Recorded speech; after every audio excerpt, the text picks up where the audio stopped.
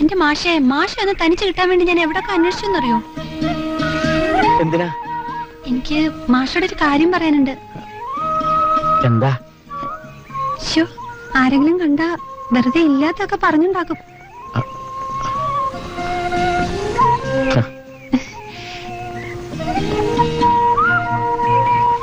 മാഷിന് ബുദ്ധിമുട്ടാവോ?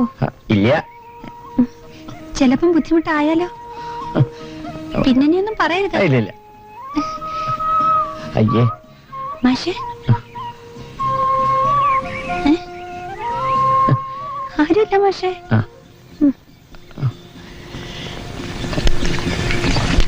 ആരുമില്ല മാഷേ. വായിച്ചു നോക്കൂ.